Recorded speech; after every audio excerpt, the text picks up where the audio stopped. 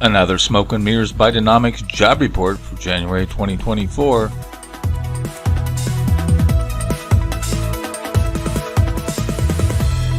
Hello, this is ChartGPT today.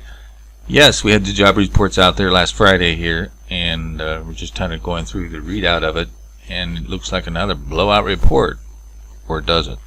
Well, let's get into specifics here. Here's the report. 353 was the number. It was way over the expectation, I think around 100 and some. And so it really was a blowout report there. The jobs report is good, but I would think that once you look under the covers, it's not as good as you think. Here's kind of the breakdown of it. Again, most of the jobs are professional business services, education, and health services. So there you go. Most other things are not growing at all. So if you're in those, it's good. If you're not, it's not.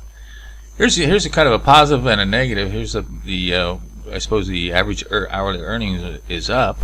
But this is only because of they slashed the estimated hours that people were working, and so that little percentage actually made that little blip up. So I'm not sure that's really telling a true story there, but it is what it is, so we have to take it as it is. Here's a head scratcher here, actual versus adjusted. If you take the actual, it looks terrible. If you look at the adjusted, it looks a lot better. So maybe that will average out, or maybe it won't. We'll see. And is someone, here's the kind of the kicker chart for me, is someone not telling the truth. Here's the payrolls versus the employment. The establishment surveys, which is what you see on the news, keeps climbing, and yet the household survey, which is interviewing actual workers, it's been flat, barely rising here. I guess they're saying here that the lagging of jobs would mean we'd have to get the employment survey to catch up with the payroll, you'd need 9 million new jobs. So somebody's lying here. We don't know who. Maybe it's the people that are being interviewed. Here's another head scratcher, the ADP, which is sometimes used, which is the private employment report from ADP. They do a lot of payroll for a lot of companies, and they say that the jobs are heading down, but the BLS says it's heading up. So are the books being cooked for the elections? Well, okay, that's the charge.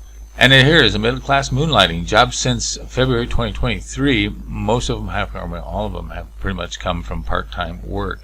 Are these people trying to make the inflation means meet, and hence they're not really getting good jobs? They're just working more jobs to make ends meet. So obviously people are not happy about the economy, and yet these numbers look good. So something's going on here. Native versus foreign-born. Talk about the immigration issue. If you a native-born worker in the U.S., you've had zero job creation since 2018. So, again, politically, that is not good. And then, of course, there's a wave of layoffs. There's over 260 jobs vanishing in the last 12 months in high-paying tech jobs.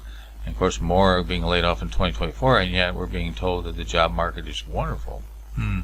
Interesting point there. Trump weighed in there, and he was angry that he thinks it's being juiced up. We kind of think there may be some truth behind what Trump is saying here, at least on the margin. Trump says Jerome Powell wants to lower interest rate to keep Biden win in 2024. Well, so far that's not happening, but that's the whole point of the pivot. And of course this jobs report is kind of working against him here. Powell has kind of indicated that no, he may not lower the rates after all. So we'll see where this is going. Maybe he'll do it at the very last minute before the election here. So this is kind of a target rate probabilities for the March meeting.